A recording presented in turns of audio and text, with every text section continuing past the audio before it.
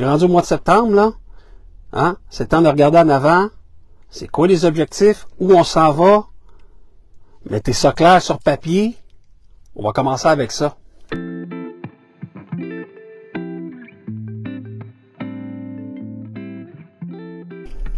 Bon matin tout le monde.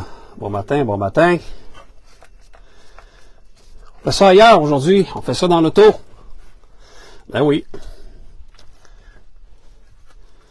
La rentrée scolaire, les enfants retournent à l'école, compliqué, alors ça commence là, à faire des lifts à tout le monde.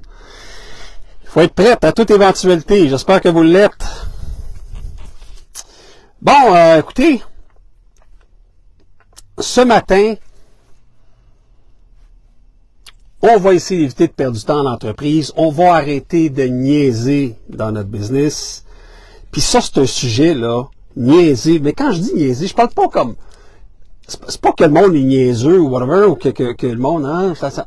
Non, c'est de la perte de temps, c'est du maudit niaisage. Des fois, il y en a là qui perdent leur énergie, leur temps, ça niaise des mois, des semaines, des années. On est rendu au mois de septembre, là. Hein? C'est le temps de regarder en avant. C'est quoi les objectifs? Où on s'en va?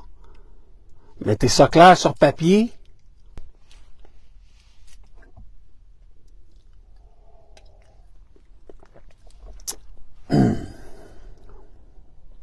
Je vous expose un matin 8 points, là. 8 points importants pour éviter de perdre du temps, éviter de niaiser en entreprise. Puis tu sais, bon, le premier point, très clair, prioriser les tâches.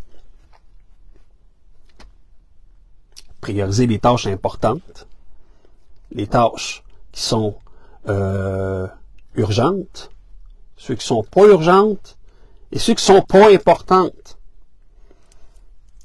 Le cadran de Heisenheimer. Heisenheimer. On se comprend là. Hein? Écoutez, c'est facile de faire ça. Là. C'est facile, il faut le faire. Il faut prendre 5 minutes pour prioriser des tâches. Puis c'est facile à cette heure. C'est tellement facile de perdre son temps sa journée. Là. Tu sais, je dis ça, là, mais même moi hier, j'ai dû perdre au total, dans ma journée, là, 2 heures. 2 heures. Bon, TikTok. Short. Instagram. Facebook. Les Reels. Un petit vidéo YouTube. Finalement, à mon heure de dîner qui était à 11h30, jusqu'à 12h30, 1h, j'ai passé pratiquement 2 heures sur le téléphone, là. J'ai perdu 2 heures de ma journée, là. J'ai niaisé hier, là. J'ai niaisé, puis je vous le dis, là, confidence, là, j'ai perdu 2 heures de ma vie. Parce que ces 2 heures-là, il ne reviendra pas. Puis deuxièmement, il n'a pas été productif. Puis, tu sais, faut que ça arrête, là. Puis des fois, je fais des vidéos, puis oui, ce que je fais, c'est pour moi, pour vous, pour tout le monde. On est tous pareils, les entrepreneurs, des fois, on a la tête partout, puis pour décrocher, ça nous prend, il faut vraiment déconnecter, des fois, c'est important de le faire, mais prévoyez-le, donnez-vous un 15-20 minutes, 2 heures, c'était clairement trop long et très inutile en ce qui me concerne. De brûler 2 heures de ma vie là-dessus, ça n'a aucun sens. Point numéro 2, planifier la journée. Ça revient un petit peu à ce que je dis. Si tu organises ta journée, tu prévois les choses, tu n'es pas supposé avoir 2 heures de lousse dans ta journée. Tu n'es pas supposé avoir 2 heures de trou de libre pour aller scroller ou écouter une série sur l'heure du lunch ou whatever, ou tirer le dîner d'affaires jusqu'à 2-3 heures de l'après-midi. Là. Pas supposé faire ça. Là. Après le premier verre de vin sur l'heure du lunch, c'est assez. Pas une bouteille, pas 2 bouteilles, pas de café cognac. Hein? Non. On est efficace au travail. On essaie d'organiser, planifier notre journée comme ça, il n'y a pas de perte de temps, puis il n'y a pas l'affaire de OK, si c'est tout organisé au quart de tour, il n'y en aura pas on peut moins déroger du moins. C'est plus facile à le faire quand on l'organise. Puis moi, j'essaie de faire ça, puis pas toujours facile, pas toujours évident, mais je vous invite à l'essayer si vous ne l'avez pas encore fait, d'organiser. Prenez une demi-heure le dimanche pour le faire, puis planifiez, OK, là, j'ai ça qui a été organisé de la semaine passée, là, cette semaine, ça a été fait, OK, il y a ça qui s'en vient. Forcez-vous à bloquer des plages pour la procrastination, si vous aimez ça. Procrastiner. Mais le restant du temps, soyez 300% efficace dans ce que vous avez à faire. Évitez les distractions. Ça revient encore à ce qu'on dit, limiter les interruptions en désactivant les notifications inutiles qui rendent l'espace de travail propice à la concentration. T'sais, c'est sûr là, que travailler avec une télévision pas loin ou avec... ça disturbe, là. Mettez-vous une musique d'ambiance, mettez ça dans le fond dans votre bureau, puis on y va comme ça. Déléguer, celle-là, je suis plus capable de le sentir. Déléguer, je suis tanné d'en parler. Tout le monde dit ça, déléguer. Tu sais, à un moment donné, là, on le sait, OK? Point numéro 5, super important. Puis ça, écoute, c'est comme la base, là. Dire non. Dire non. Hey, on va-tu dîner mardi? Ouais. Un autre collègue après ça, ou un partenaire, ou un collaborateur. Hey, dîner d'affaires. Jeudi, 5 à 7, vendredi. Vous dites oui à tout, là. Oui. Finalement, vous arrivez après ça, le vendredi soir. C'est tabarouette. Premièrement, j'ai pas été efficace fort dans ma semaine. Parce que j'ai eu trop d'occasions de fêter ou de prendre un verre, de décrocher. J'ai rien fait de ce que je voulais faire. Rien pantoute. Ça a été une semaine brûlée, une semaine qui mènera nulle part, hein? Parce que j'ai dit oui, ok, oui. Non, des fois c'est le fun, des fois dire oui, des fois aussi, là. Tu sais, je sais pas dire tout le temps non, là. Mais choisissez les oui, puis choisissez quand dire non. Mais des fois, il faut être capable de dire non. Également, non aux tâches, hein? Aux tâches qui sont peut-être pas les vôtres, non à la perte de temps. Hein? Si vous, c'est plus efficace de le déléguer, ça justement, encore là, de payer quelqu'un pour le faire, vous voulez pas le faire, faites-le pas. En fait, c'est une question de rester connecté sur ses objectifs principaux, c'est pour ça qu'on dit non. Parce que si tu dis oui à tout, puis t'es pas capable de dire non à certaines choses, tu vas, à un moment donné, avoir de la misère. Tu vas rusher ta vie, parce que tu veux tout essayer, tu veux tout faire, puis tu veux tout comprendre, puis tu... Écoute. Des fois, ça prend 3 vies pour apprendre tout ce qu'il faudrait que tu apprennes pour être capable d'être à 100% dans ton entreprise. T'es mieux d'avoir quelqu'un qui le fait à ta place puis de la payer, cette personne-là. T'sais? Prendre des pauses. On en parlait tantôt justement. Des pauses régulières qui permettent de rester productif sur le long terme en évitant de la fatigue mentale. Ben oui, il faut prendre des pauses des fois. On se fait des blocs de travail. Des blocs de 2 heures. C'est trop long, des blocs d'heures. 1 heure, une pause de 10 minutes. 1 heure, une pause de 10 minutes. 1 heure, une pause de 10 minutes. Pendant ce temps-là, par contre, pendant cette heure-là, on se défonce. Utilisez les techniques productives. En point 7, les méthodes comme Pomodoro, hein, ou la matrice d'Eisenhower, ce que je dis tout à l'heure, donc qui peuvent vous aider à générer, c'est-à-dire à gérer votre temps plus efficacement. Donc, qu'est-ce qui est prioritaire? Qu'est-ce qui est important? Qu'est-ce qui ne l'est pas?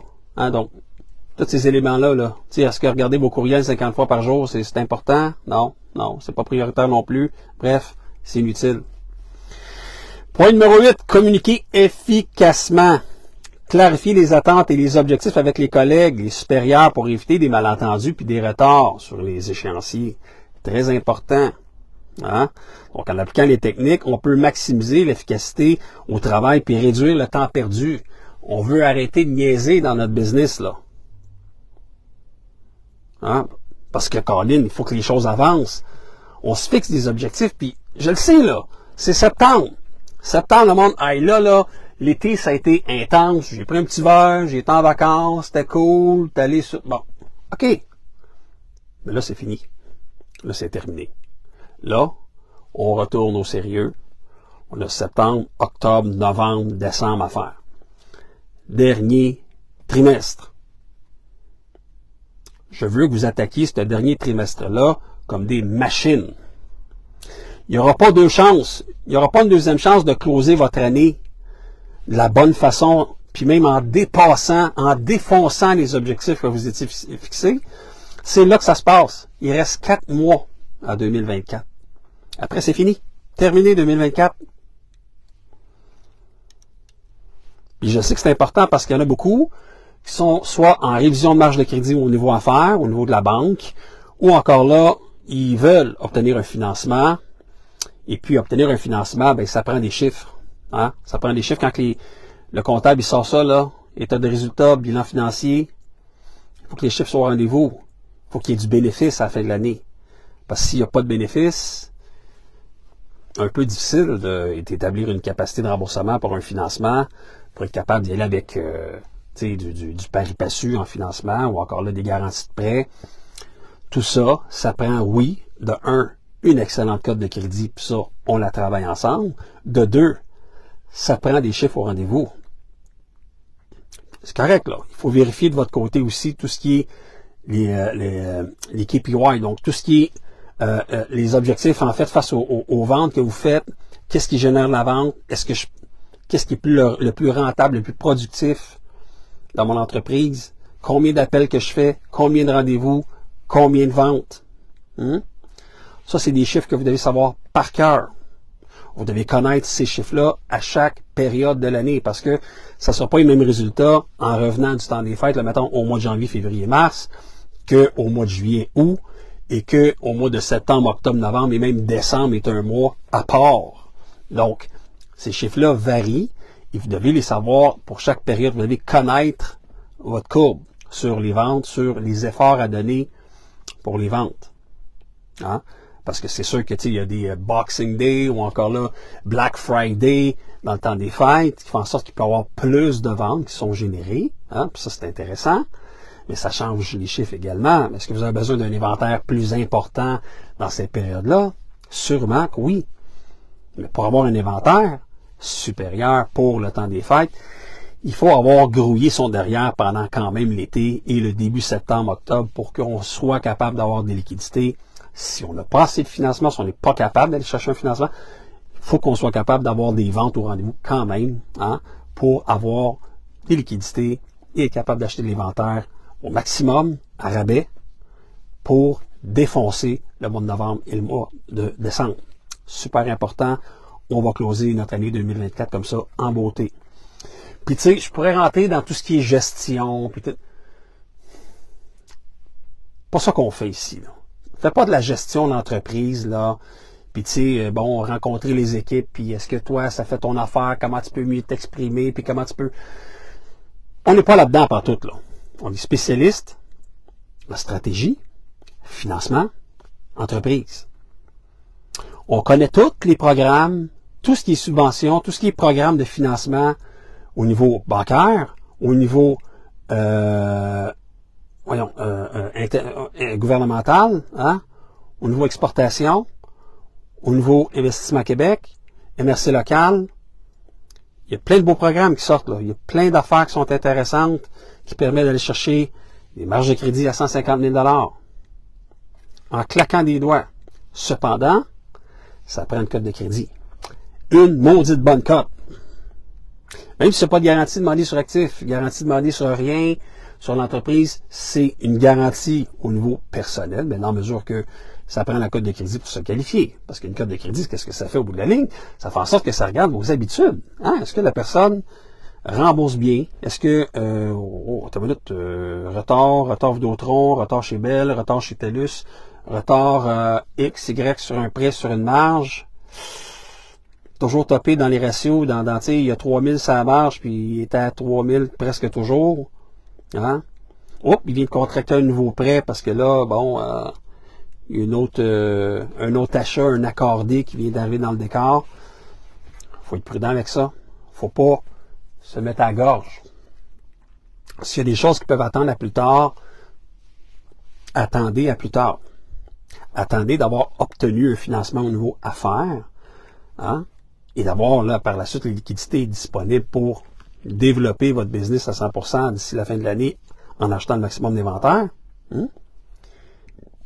Et après ça, ben, sûrement que vous aurez même des rabais pour acheter dans le temps des fêtes moins cher ce que vous pensiez acheter maintenant au mois de septembre. Si ça peut attendre au mois de novembre, hein, au Black Friday, ben, vous l'aurez moins cher. Idéalement, vous allez faire une pierre, deux coups.